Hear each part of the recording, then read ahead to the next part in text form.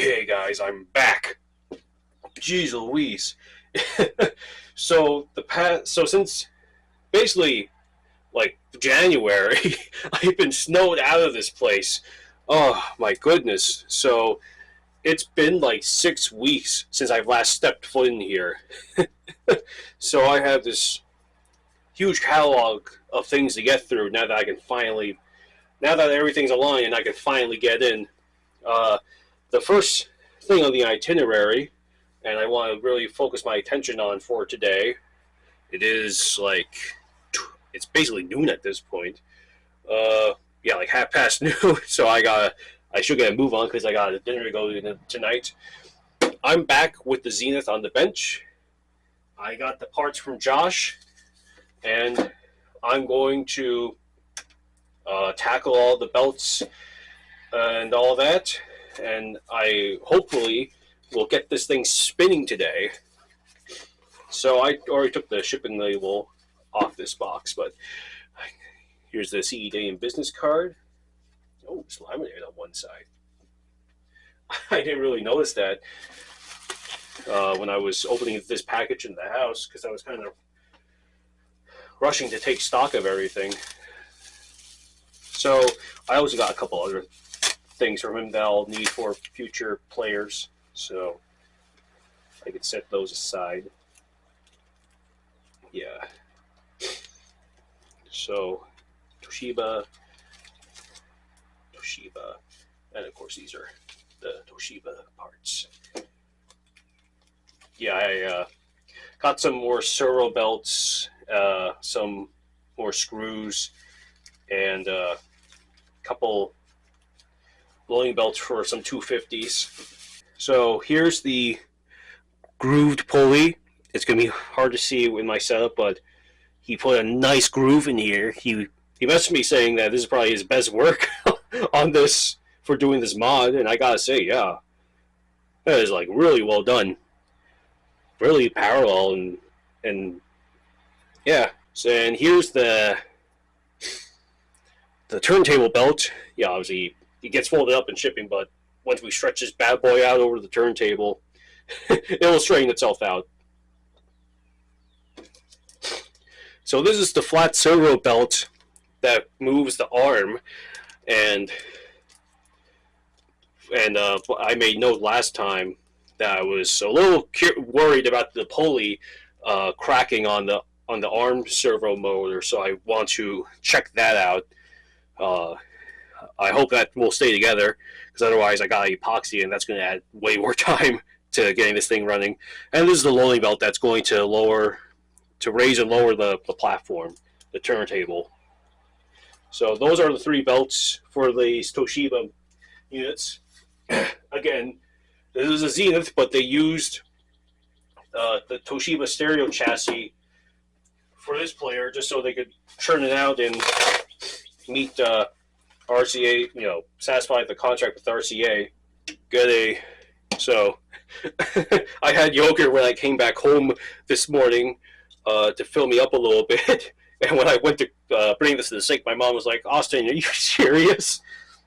I don't know why they have this thing against my using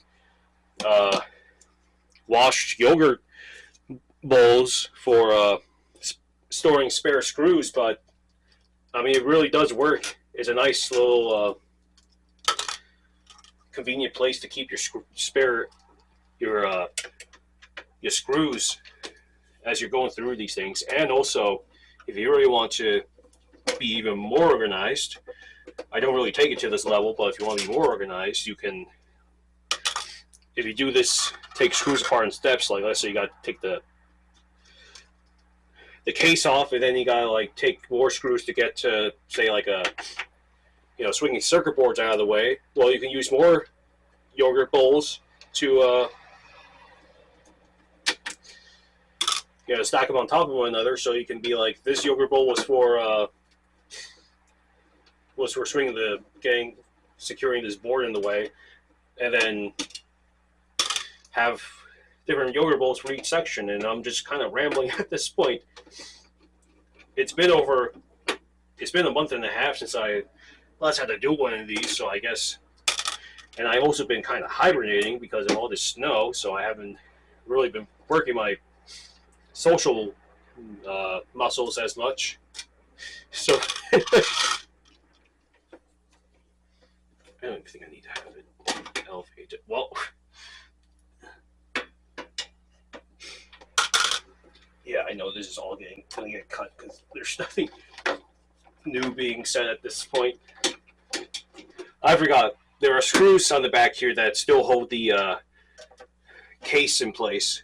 But while down here, I'm gonna get this last screw out because I know we'll definitely be looking underneath here to do more inspections and all that and appreciate the circuitry. So here's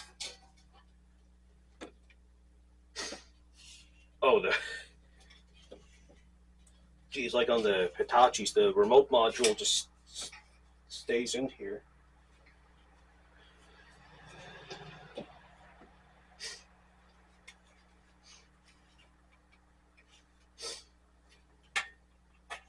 Okay, there we are.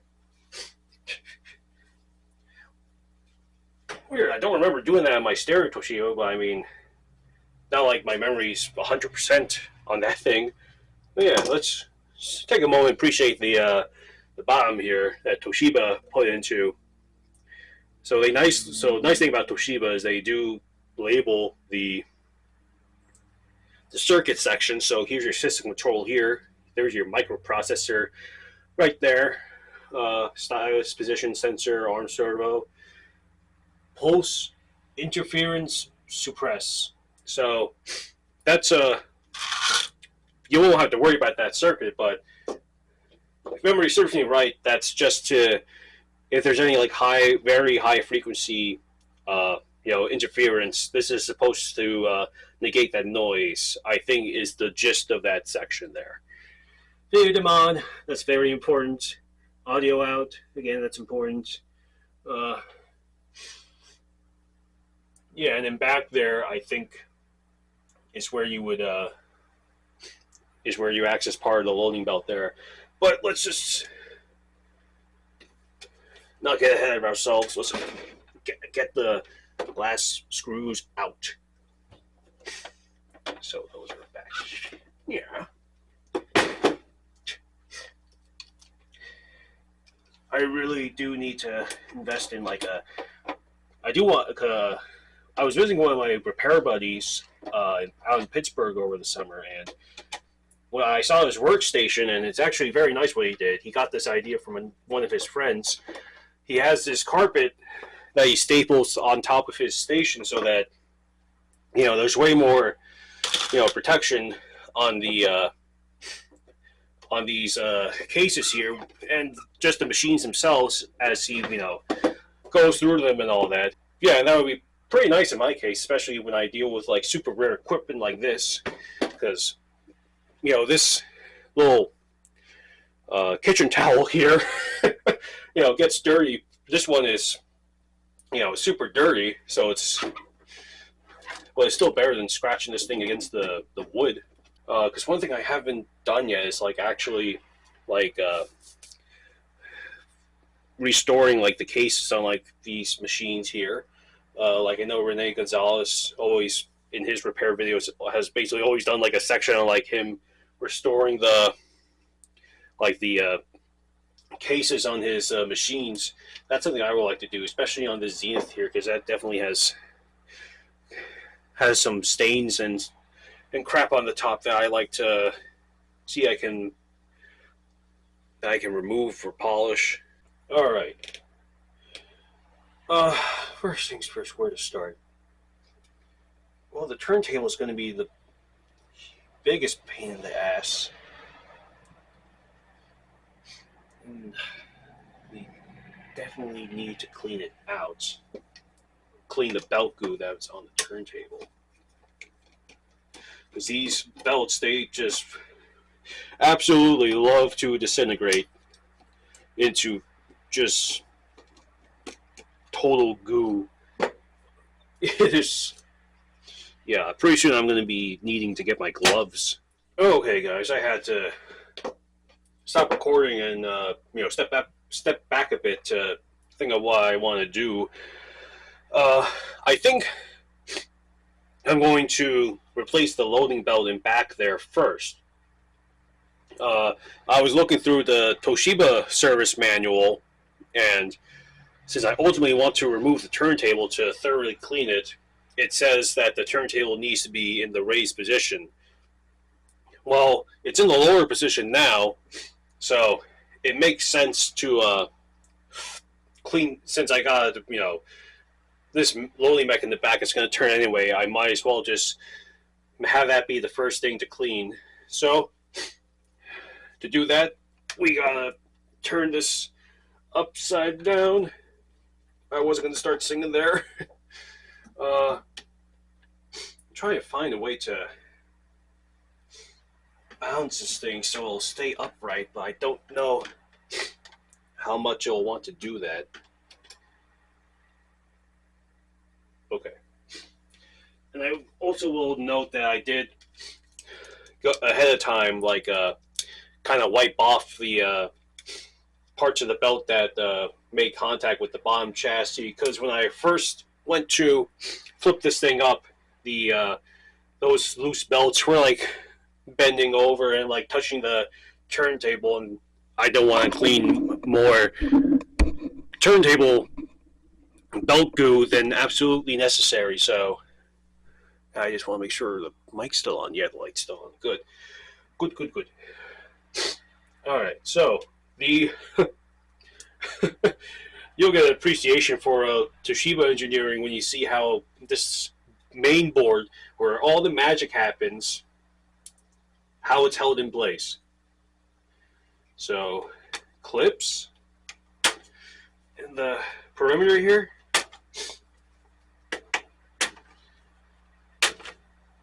That's it. No screws holding this thing down, just basically held in with clips, song, and a prayer. Good lord, Toshiba. So now you gotta like pull this out and clear it from there are two plastic tabs on this end here that hold this in place. And you just gotta clear the board from both of them. And there's your main board there.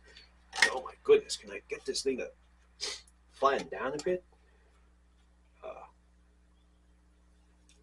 It's about as good as I'll be able to get it. Because I don't want any pressure on the circuit board, obviously, because then we're SOL. Should that thing break. Alright. I see... so that's the belt right there. Right there. If I touch this thing, it probably is gonna... Yeah, it's gonna snap. Alright. Yeah, and also something to make note of is the stylus sweep pad is basically right underneath that belt there, so I don't want this thing to be going everywhere. I want to be very concentrated with my efforts here on getting this belt out.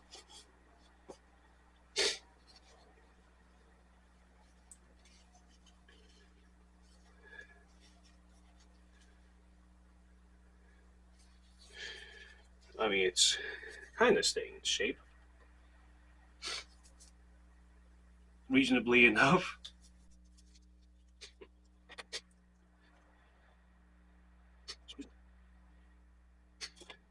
Trying to slide the belt off as gracefully as I can. Scrape it off more like it, as gracefully as I can.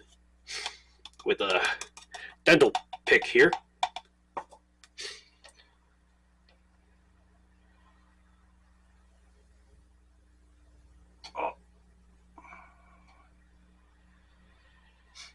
Okay, just cleared.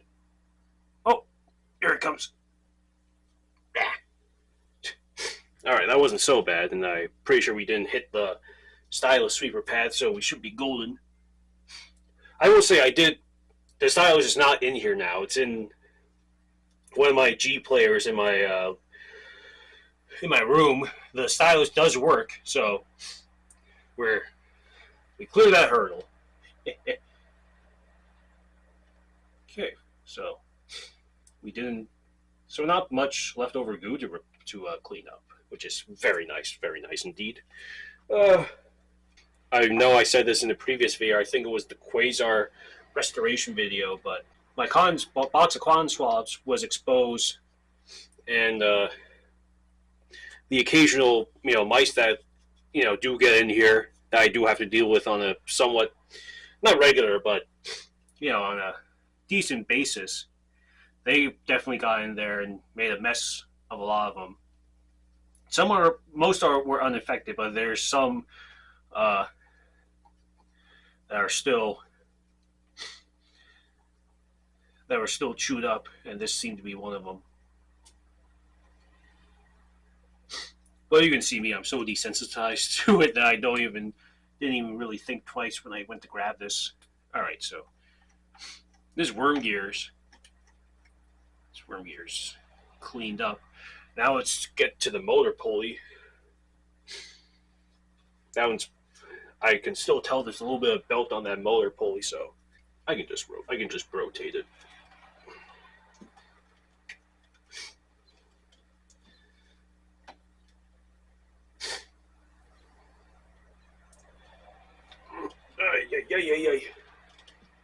Oh god. Okay, I can get it through the opening. So it's probably not going to come out nice on camera, but I'm scraping the remaining belt that latch onto the motor pulley here. That little turd. Oh, the things I do for love. All right. So that came off pretty clean in the grand scheme of things. So I'll get another cotton swab and clean the motor pulley.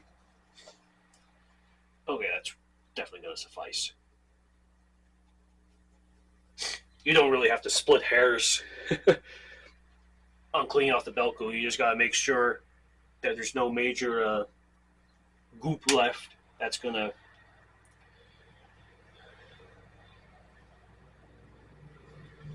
cause the new belt to slip. And shoot, I see the motor pulley is starting to crack. Oh, starting to split at the seam. God damn it. Well, my hands have been dirtier. But this should be like the worst of it. And this doesn't seem like it needs new grease because these are moving very freely, so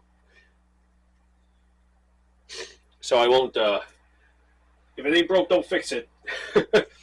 Lord knows I've needed to learn that lesson a few times throughout the course of this hobby. And yeah, I don't think I said it before, but I did manually move the arm forward. You can just, on this Toshibas, you can just grab it and just push it forward. It's now locked in place like on the FG chassis. So, get your square loading belt here from CE Datum. Unfortunately, the worm gear, it looks like there's enough clearance on the worm gear. I can just push this thing through. Or am I going to be proved wrong on that?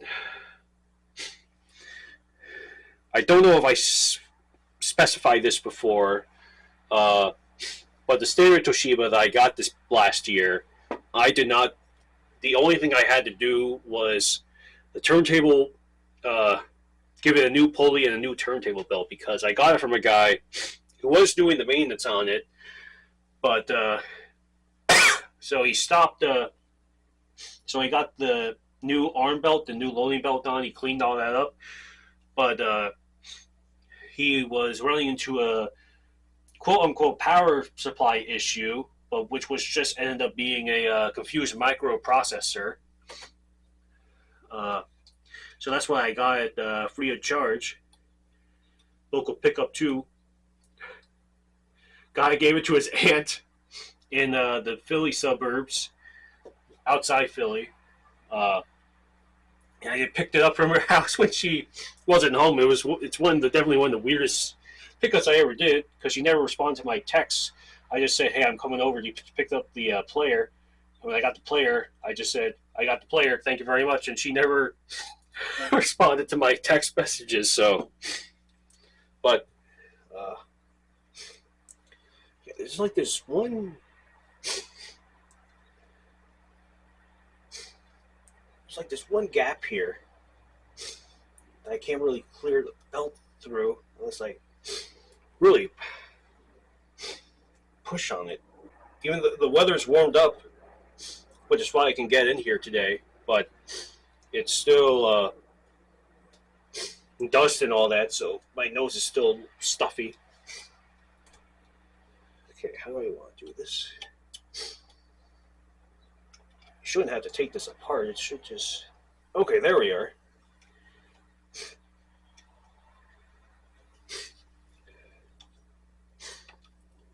Just do the... Rotate the belt around the worm gear. Pulley. Oh, there we are. Oh, the belt got a little twisted, but running a few times. Yeah. If your belt gets twisted up, then just putting it through the motions through a few times will fix that up. But yeah, there's like the slice, because the why that was so difficult is there's like just a little bit of clearance between the worm gear pulley and like this piece of plastic that's sticking out from the base of what's holding the stylus sweeper pad assembly there. But I was finally able to like squeeze it through that, and yeah. All right. So that's spinning up marvelously. That's one belt. And that's probably the second easiest one to replace. The arm servo belt is just out in the open, so the hardest part about that is just going to be cleaning up the unfortunate belt goo, the inevitable belt goo. So I'm going to get the circuit in place. Circuit board back in place, snap that baby on. Maybe we'll have it out again to do some adjustments, or, God forbid, do some electronics repair. I mean, I hope I don't gotta do that, but a man's gotta do what a man's gotta do. A man's gotta do what a man's gotta yabba dabba do. Okay, there we are. Yeah, gee, and other thing that stinks about the snap-on is that I'm afraid I'm gonna like break a piece of the board. Of course, you want to snap it on as close to the snaps as possible, so you're not applying excess force. Oh no, wait. Oh, because it was unloaded. Duh. Oh my god. So because it was... oh my goodness, I'm so dumb. Can't believe I didn't think of this. So because it was in the unload position, of course the stylus arm was free to move. But now that it's in the loaded position, i.e. it's basically ready to, in the position it would to play a disc, the stylus arm is basically now locked in place again and can only be moved if the if these arm servo gears move. Alright, so, but we're taking care of the arm servo anyway. Yeah, now the turntable is free to move. Alright, the player right side up. Let's take care of this guy here. Okay.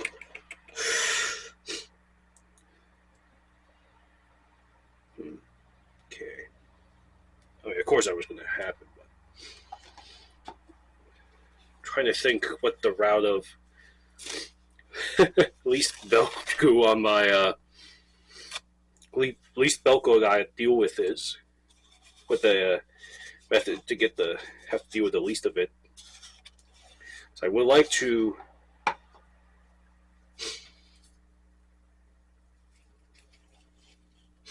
just try and slip the. Okay, yeah, we're recording. We'll make sure I didn't do another Hitachi video, whereas, as in on that Hitachi video I did, where I completely forgot to record. Record, so I'm replacing the belts, and the camera's not getting any of it. I think this might be a tad easier if the front bracket were out of the way. So let me unscrew that, because the motor pulley is right there, and I'll have to clean the heck out of that. Okay.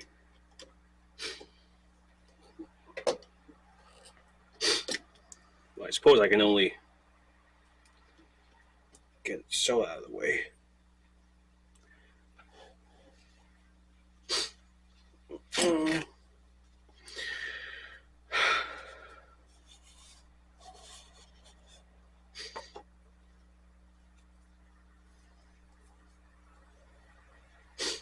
Yeah, that's what I mean. Just try and get big chunks of belt off at once.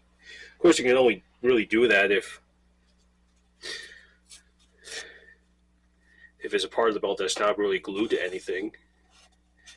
And these flat belts absolutely just just go everywhere. Okay, there we are. Yeah, we still got. Oh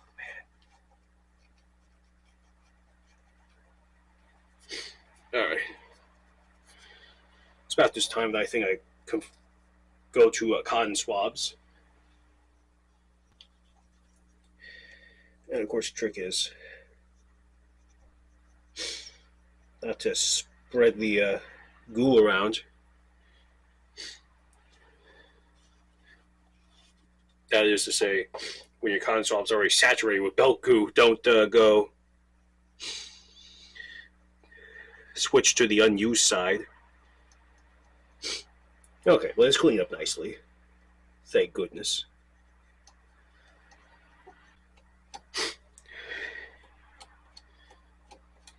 Again, spinning this counterclockwise, the arm goes back. Don't really need to do that right now, but thought I'd share. Oh my goodness. God, the constant sniffling on my nose.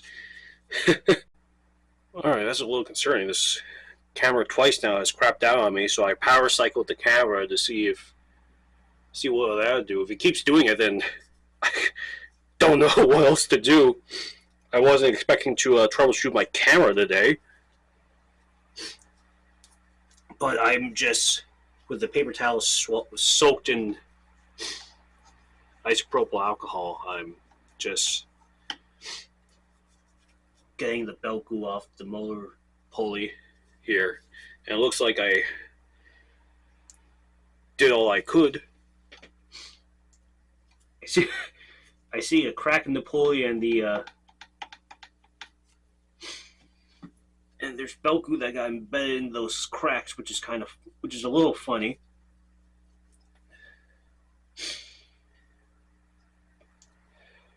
So the pulley is still attached to the motor shaft, so that's one thing I don't have to worry about.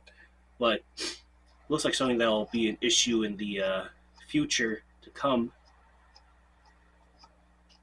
Okay, it's been a minute and the camera hasn't tapped out yet. Okay, I think I'm over that hurdle there.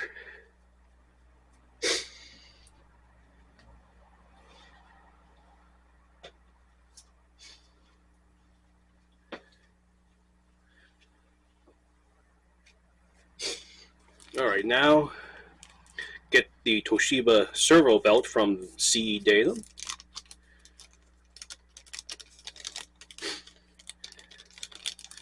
Slide that bad boy out.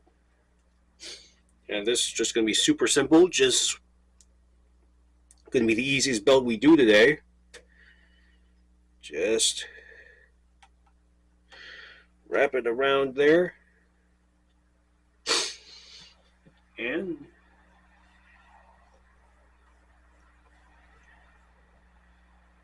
fading it. Or is it not the way?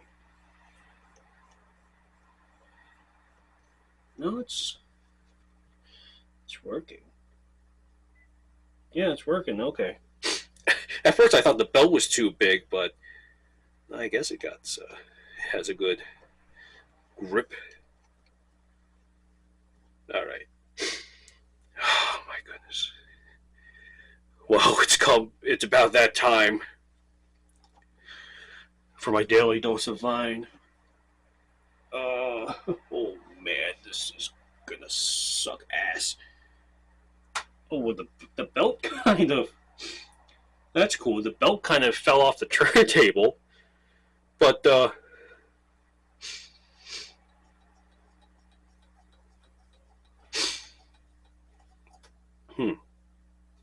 still need to get the belt off because I don't want loose belt.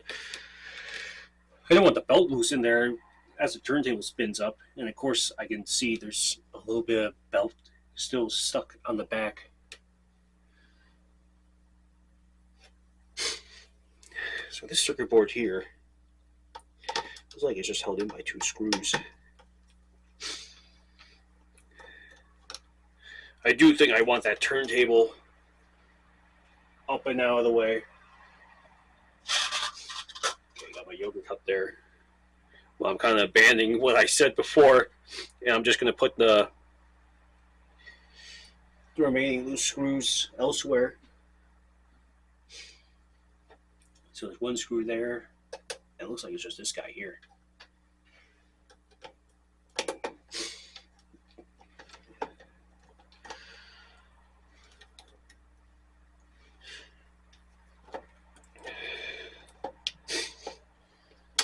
Of course, they gotta put me through this hoopla. So undo that to loosen the wire.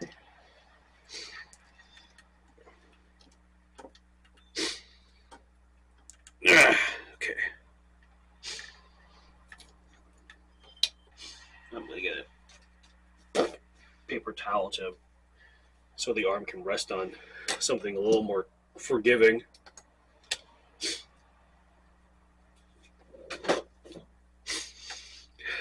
So it looks like just these 2 screws here that actually hold the arm itself in place. Well, of course, this I'm getting my dikes out to unclip this, unclip that zip tie.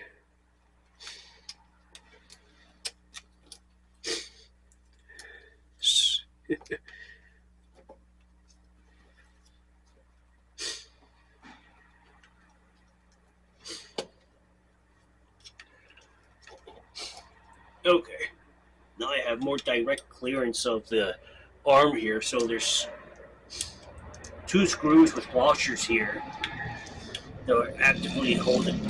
Oh my god.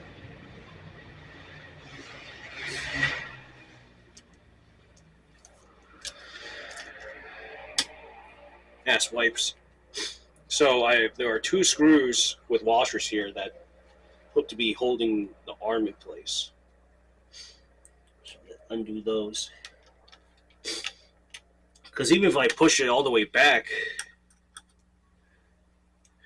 I'm pretty sure that still covers the turntable, right?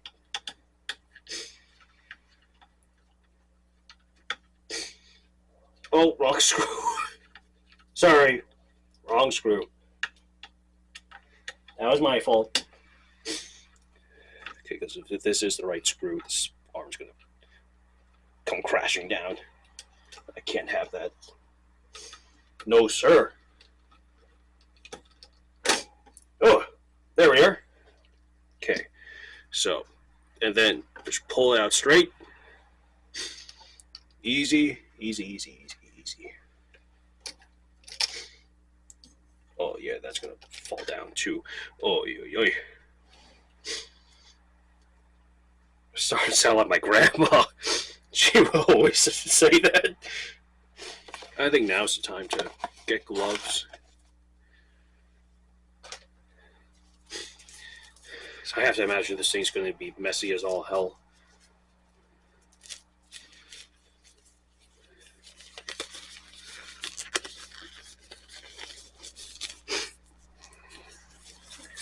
Goodness, editing this footage is not going to be the most fun thing, but a man's got to do what a man's got to Scooby-Dooby-Doo. Pretty sure I already used that joke, but oh well, I'm committed to it. So here's the bottom of the turntable. Yeah, that's why I saw there. Not pleasant. Not pleasant to look at. I'm going to place it here on top of the printout Toshiba service manual because the belt glue shouldn't fall off on there. And then I'll maybe get the, yeah, there you go. So you can see what I'm seeing. You see what I'm seeing?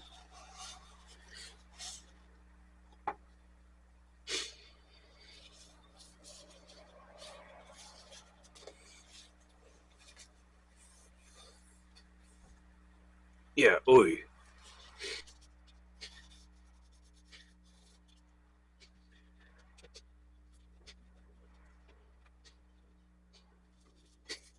Yeah, geez. I know the important thing is just getting like the actual chunks of belt, but I would like this to be a little polished up. I don't think that's too much to ask. Okay, these chunks just, oh goody, they're just coming right off.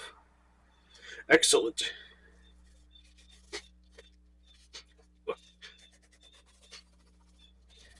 And I see this now. We have a sensor here. Is that LED? No. What's that detecting?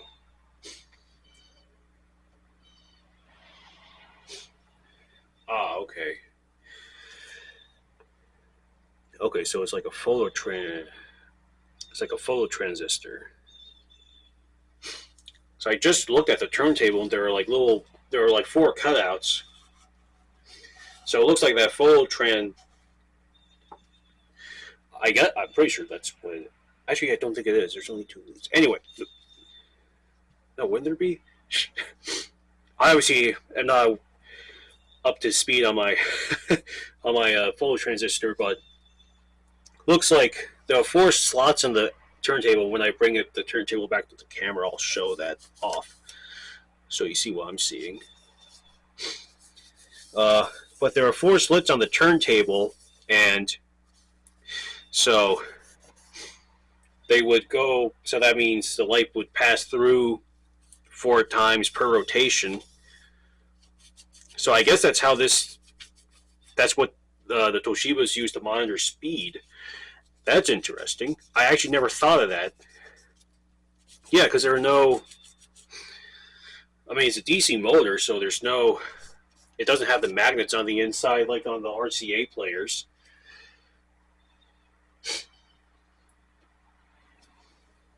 I'll just get that little bit of crud off. That's like the last of it that I can reasonably get off.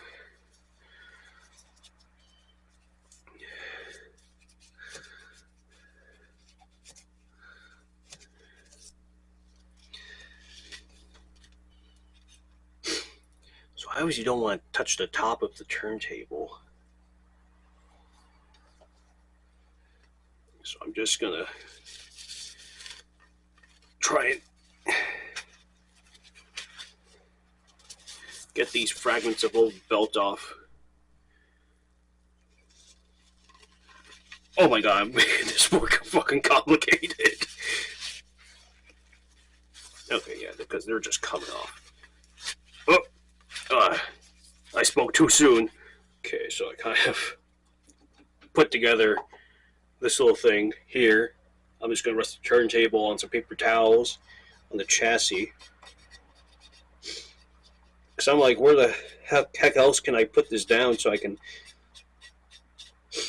take care of the remaining bits of belt goo?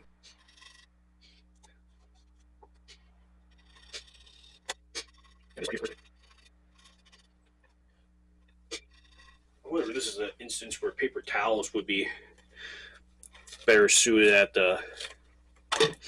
cleaning this up.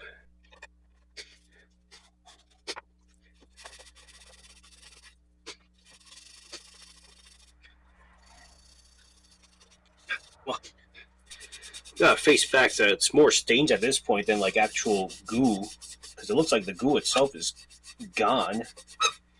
Just that now we're dealing with like the stains from the goo.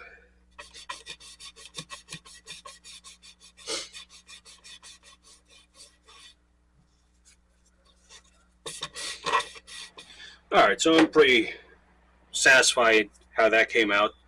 So I'm, with everything out, I'm going to put the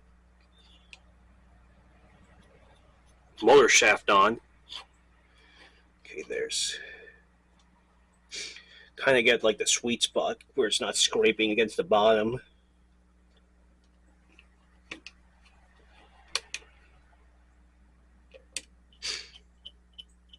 Alright, get the other one on.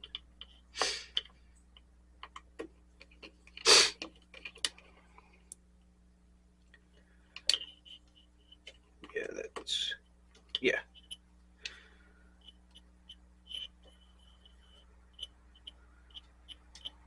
Okay. So that's all fine and good. We can put the turntable on because the belt just needs to go, can go around the turntable. So let's get the turntable on. But first, while everything's out,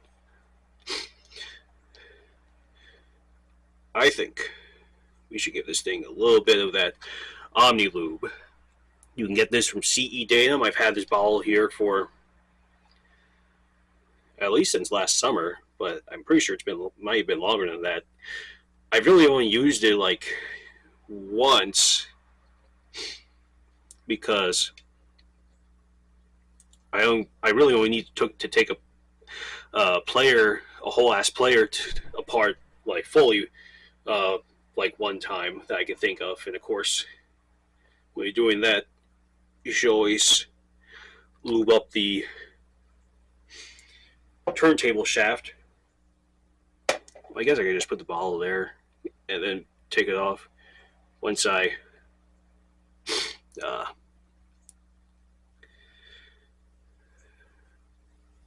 ready to put the turntable on.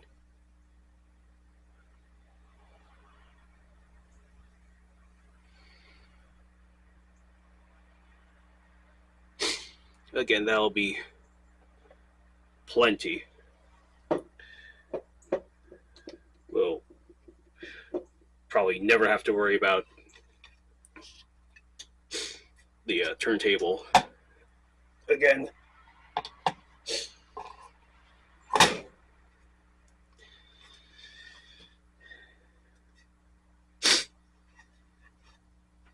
I think we're good to go. Putting the belt on. And then subsequently everything else. Alright, so untwist the belt there. Oh, God. Let's try that again. Okay, I don't know why this camera's giving me a hard time now, but so belt here and just wrap around this.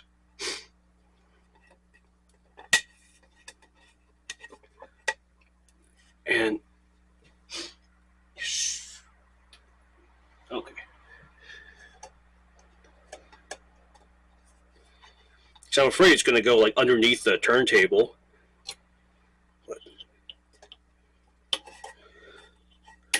But nope.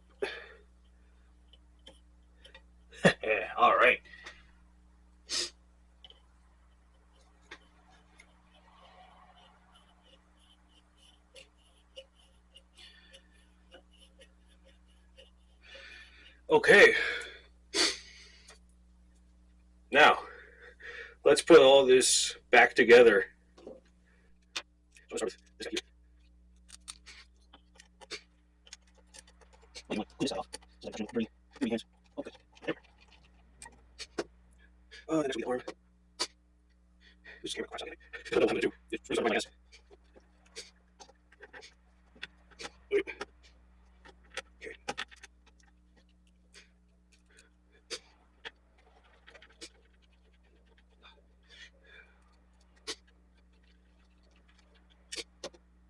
All right. So that's on. Yeah, this fell here. Oh, I'm gonna hold that so bad. Oh, that's, yeah. So is this the, this is the, is it just stereo? Oh, I'm right, what do you guys right now? That's Jason, I apologize. Oh, oh.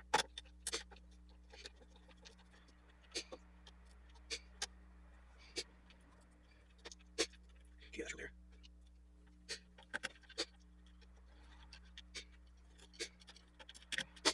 Yeah, just this. Let's see if it.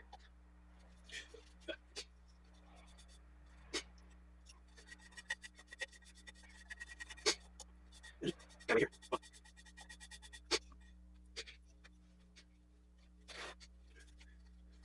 There. Peace.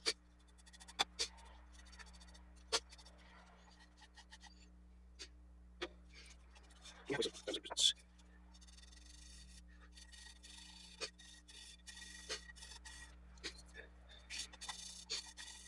All right. Just looked like we had some black gunk on the this on the inside there. I just want to get some of that off. In fear it will rub off onto any discs that I would put in here.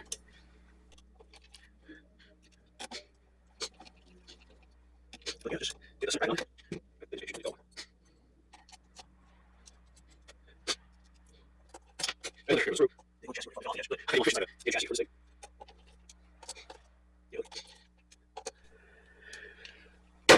Oh man. Oh, that's that. Whoa. Goodness. All right. So I haven't plugged this thing in yet in all the time that I've had it, because I figured there's no point to do so, as I'm trying to.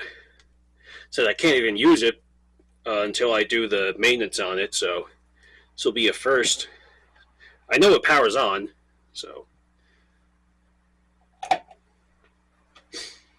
All right. Fire up. And I think, okay, so it's not, what I think happens is, yeah, there we are. Okay, so what just happened there was it wouldn't power on until I pressed one of these guys down. Oh.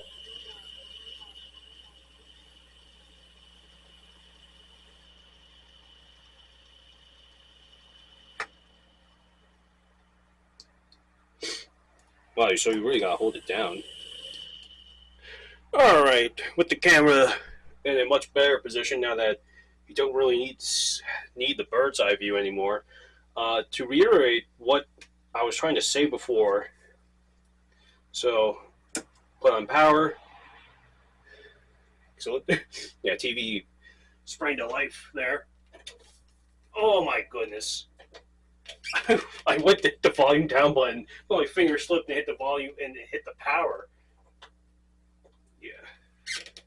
So, as you see now, there's, well, hardly see, but there's a flashing L here, of course, meaning load, and yeah, with the side indicator down and no, and since there's no caddy in there, it interprets that to mean that there's a disc inside, so that's why it starts up. But if you let go of that, okay, so we still get double dashes. That's interesting. But anytime you push the side indicator down, then it'll start to spin up again, and you can't hit unload and get it to go down here. So we need to keep it on and then go down. But yeah, this is a good indicator. Turntable spinning up very, very nicely.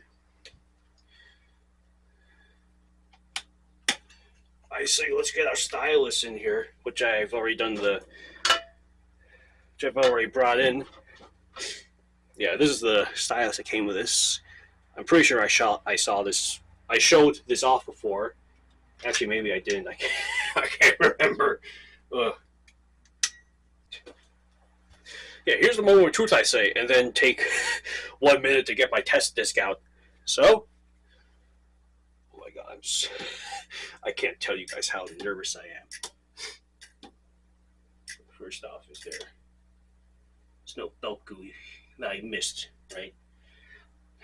Doesn't look like it. Guys, my heart's pounding. All right.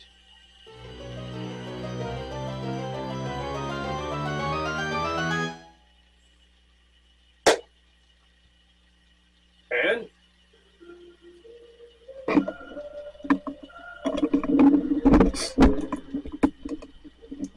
what do you think?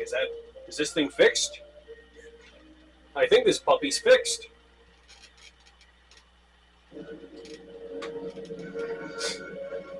Oh man, that picture's beautiful. Man, oh man.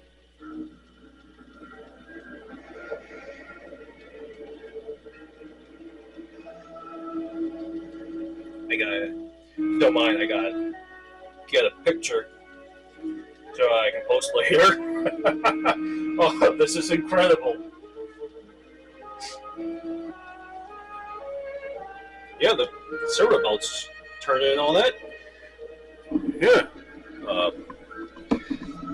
Yeah, shoot, with this angle I can't really get both in there. Of course, since it's the first time any of these circuits have been working for the past 4 decades, I'm going to let this thing go for a while, just to make sure nothing's going to happen within like the first hour of this thing being brought back to life. I basically snapped off the zip tie that was holding this cable in from the arm. That shouldn't be of any concern. I mean, because the cabinets, the case, whatever you want to call it, 6-7, whatever you want to call it, when I put it back on, that's going to basically hold this thing down.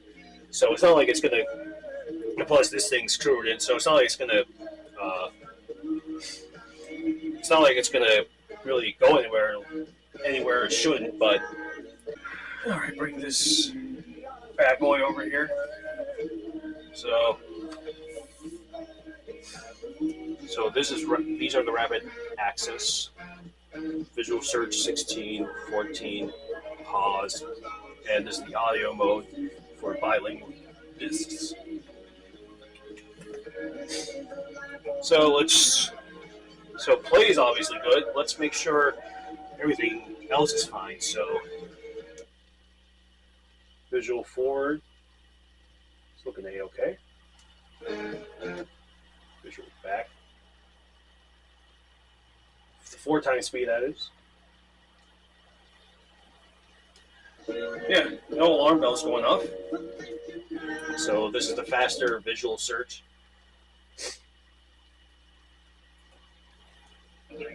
Yeah, good. Yeah, that's solid. Okay, so we don't have to do that servo balance adjustment on this. Excellent. That's one less thing I gotta do on this. And then, of course, yeah, that goes forward beautifully. Backwards? Yeah, checks out. Do a live broadcast. Excellent. Our very own gym. So, unloads right here.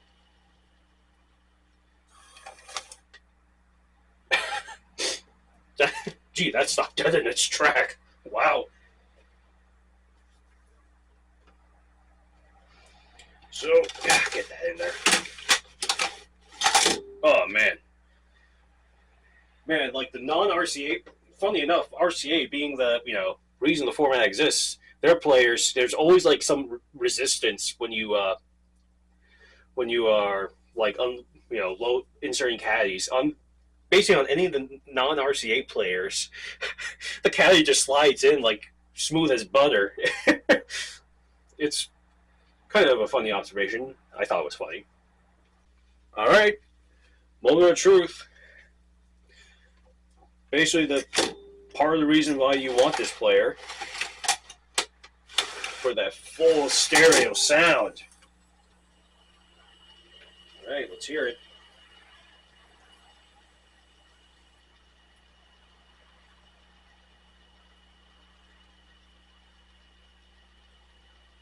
Oh, okay. I think I got to adjust the homing screw on this because there's a stereo right there, and it didn't go on at first, and there was a picture, and I'm like, ah, crap! I gotta whip out the scope on this, but no, it just need the program to start before anything else.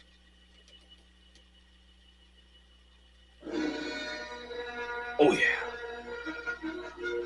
Yeah, this thing's working.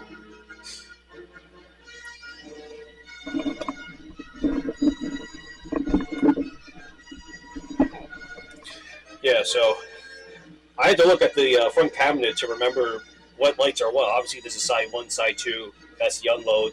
This is stereo, and then you have 2 separate lights for the bilingual discs. So, yeah, the picture looks stable.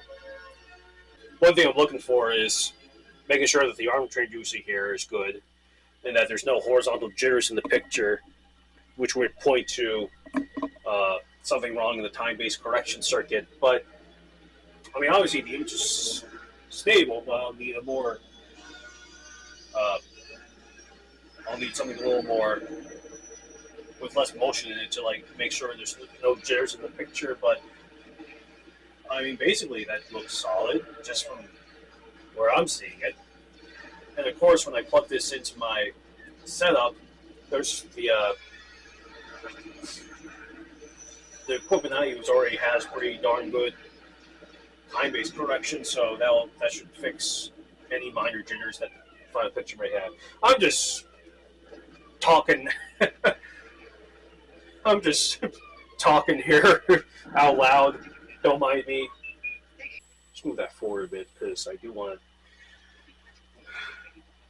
Because the home screw I think needs to be pushed in a tad because it takes a little too long to program to start up. So on these, focus on the player, not my gut. So on these, basically the FG, these Toshibas here, there's a homing screw so that when you push this stylus arm back, when you insert a caddy, it stops at preset place so that when it starts playback again, it'll start basically, right at the beginning of the program.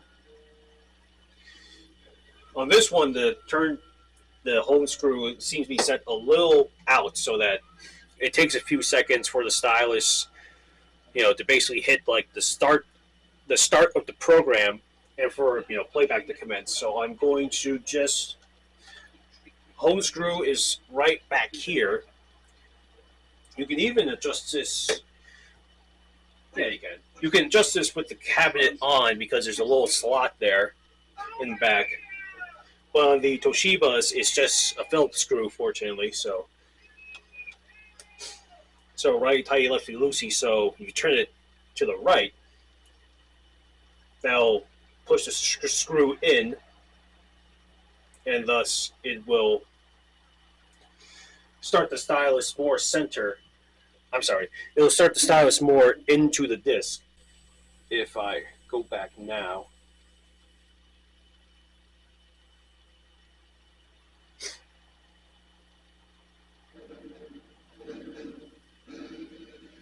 Yeah, it could be. Yeah, because, of course, if you do the rapid access back, that's basically the same idea, just a little more in. So, I think I did 2 core of a, so I did 1 core of a turn, and I did another core of a turn, so I did like a half turn there, more or less. So let's see that starts at a more desirable spot.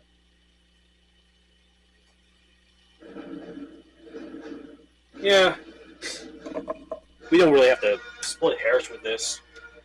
So pretty soon I'm going to just turn the camera off so that I can, actually enjoy this player while testing it out.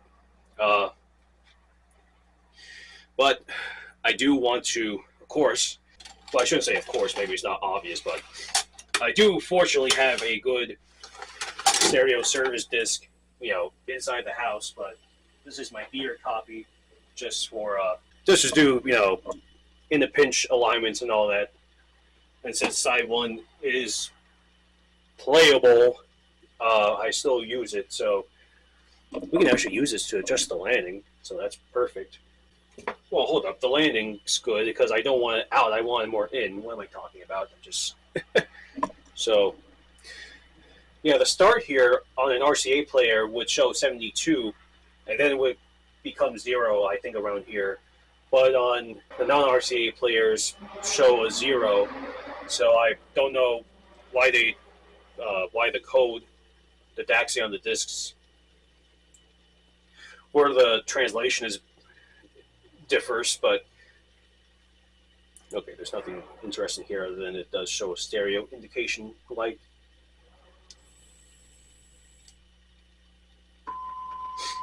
Yeah, so there's just smooth motion there. Not sure the color bars. Yeah, there's color bars.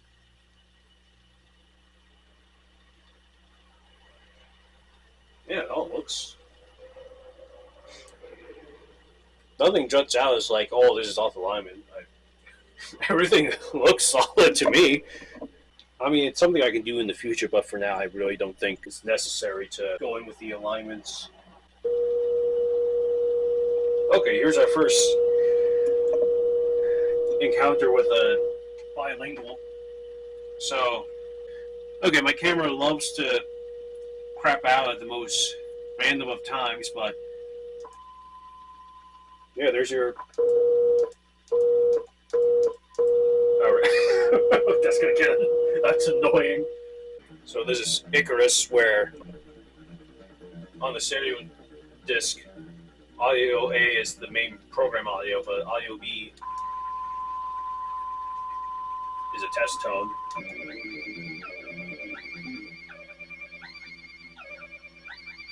Apparently there were some internal test discs with like a longer segment from this. Those would be interesting to see. Yeah, we move into the very center at basically 60. Well, should come up now.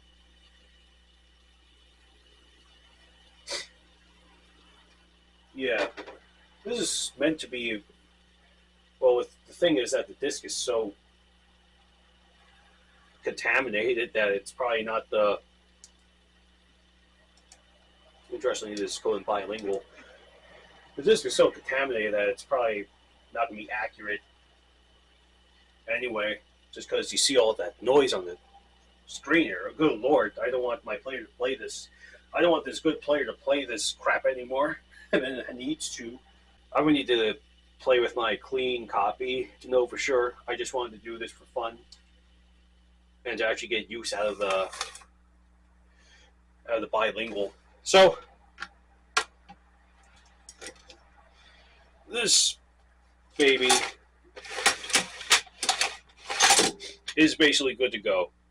I'm just going to put everything back together and basically just have fun with this thing. This is like the 5th one now that we know of, and that's huge. So, take care, everyone. Thank you for watching.